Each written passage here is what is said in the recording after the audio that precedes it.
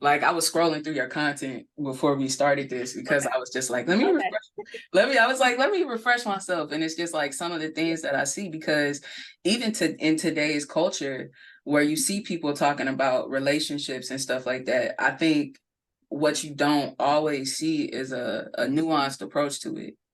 And I feel like that is something that I do get from your content that sets it apart for me, because, you know, when we talk about relationships on any level, I think there's a level of nuance that comes with it to understand like every situation isn't the same. And it reminds me of something that you said in our initial conversation where you said like, you know, you don't have the same approach for everybody.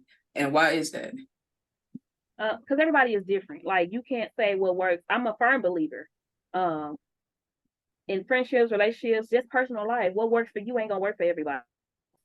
So when I do my clients or, just giving advice, even in my content, when I give the advice, it's for whoever it fits. It's not for everybody. So I'm glad you asked that too, because they'll see something that I say and they don't like it. So then they immediately attack, well, you divorced. Well, you single. So how you give relationship advice? And I'm like, that's how I know you missing a message. That's how I know you're the issue in your relationship, because you're focusing so much on a title Uh, to where you missing the message, and it's meat in the message. But because you don't like what's being said, and I tell people all the time, okay, if you don't like it, that means it ain't for you. Keep going, because this message is for somebody else. You don't have to sit in a who, you don't agree with their mean they're not for you. And I'm okay with that, because I'm a firm believer. Not everything that works for one person is going to work for another. So I don't do, generalization messages or program. That's what I'm saying. My coaching, I don't even have programs where, well, go through this 3-step program and you're sure to find a man or you're sure to find a woman. I don't do all that. No, I do not. Because a lot of times, even people that come to me, I have to tell them, listen, it's your money. If you want to play with your money, that's on you. I got paid. So if you want to lie, hey, I got it. yeah, And if you want to lie and not be real with yourself in our sessions, I can only give you the advice and the task and the help based information you present to me. So at the end of the day, it's all about being real with yourself on what works for you and what does not work for you. Yeah. that's real. That's so real.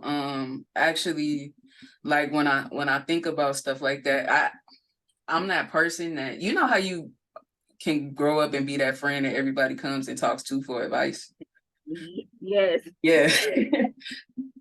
and and people continue to come to you for advice, and then you start to notice a pattern in people where it's just like they'll sorry if y'all hear my dogs, but they'll do this thing, and they'll come to you the same thing with the same thing over and over again. So like the perfect example is if they in a relationship and it's just like it's a relationship where they come to you like, girl, I'm gonna leave him. I can't do this no more. And then 2 weeks later, it's just like, well, we had a conversation and we gonna, work it out. You know what I'm saying? And y'all do this for a while. You know what I'm saying? Y'all go through this for a while. Girl, you just made me listen. When I first started off coaching, I noticed a lot of people, I couldn't afford the sessions or whatever, and my stuff cheap compared to going to a therapist or anything like that. But I don't offer insurance. I guess that's what they were saying. So you gotta pay cash. So it's like, okay. So over time, I end up introducing vent sessions. No, I did 30-minute sessions, free. People will still not book it, but will hop in like my inbox or something like that trying to talk. And I'm like, you have to book the session. Like, it does not cost, just book it so it can be on my calendar and that time can be scheduled for you. Oh yeah, no, I don't need a session. I just had a question.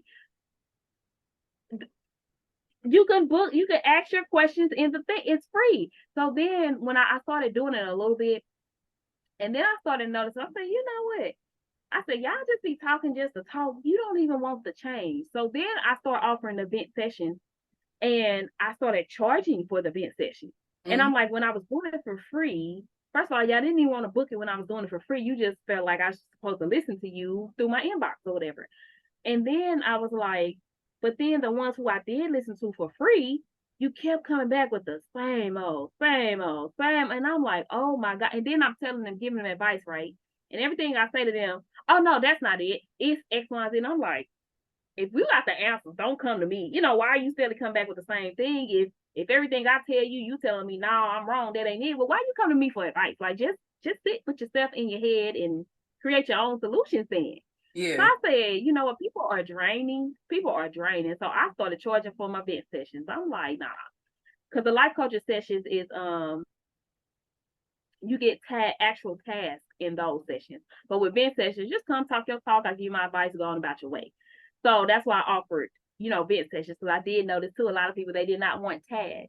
And that's why I'm like, okay, that's why I'm really charge for vent sessions, because I know you're not really coming because you want the help. You just want to hear yourself talk, and you just want to get somebody's opinion, hoping that it's different from probably what somebody else told you, because you ain't like what they told you. Mm-hmm. So I'm like, yeah, charging y'all for all that, because y'all don't really want the change. Y'all just want to talk. Yeah. And that's actually, it's kind of answering my next question, but I'm gonna ask it anyway, because it's like, do you see a difference in the people that actually come to you from versus those situations? Because it almost seems to me where it's just like, I backed off from being that friend. Like, I don't like after a while, you don't have time for certain things anymore. And I think that's what kind of like has changed my circle, because it's just like, this is draining. And it's just like, why are we, gonna keep talking about the same things over and over again? If you don't go get you a therapist, but then at the same time, if you taking your time to pay for a life coach, or to pay for a relationship coach, or to pay to go to therapy, that says that you're serious about change, or at least hopefully. Yep. So do you see a difference in that versus, people that come to you just trying to talk? Initially, so the difference that I see when I was not charging, because I was the person everybody come to. And then it ended up getting messy.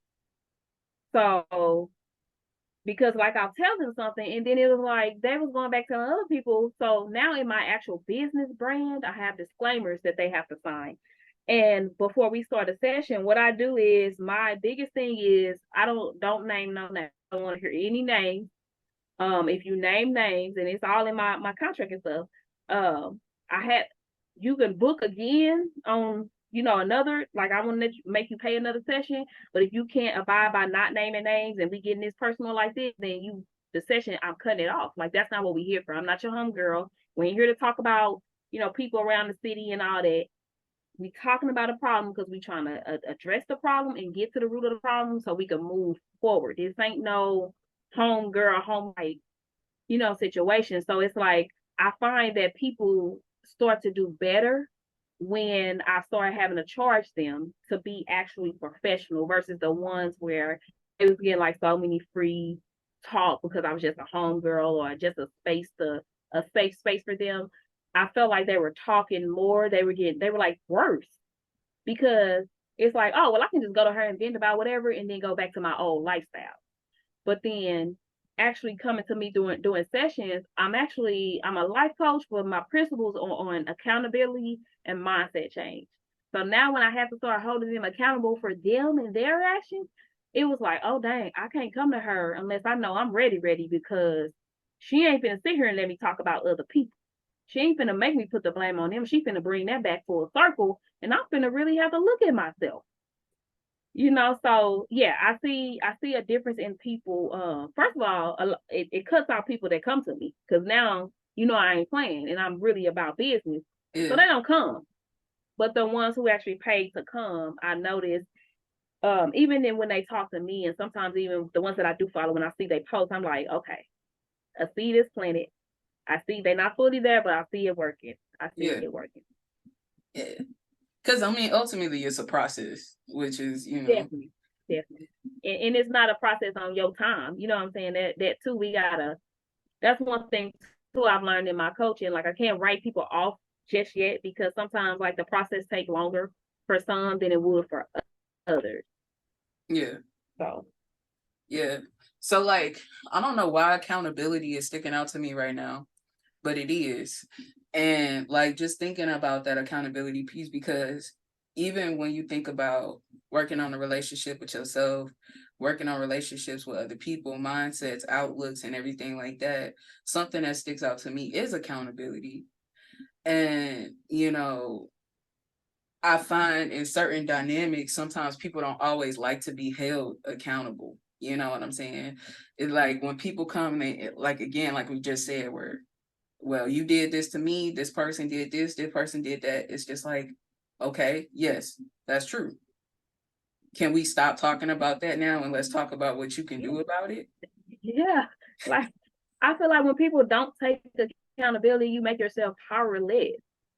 You know, like you gave everybody else this power to still do stuff to you because you keep, it's like you don't feel like you have the power to actually, like I said earlier, go get the life you deserve.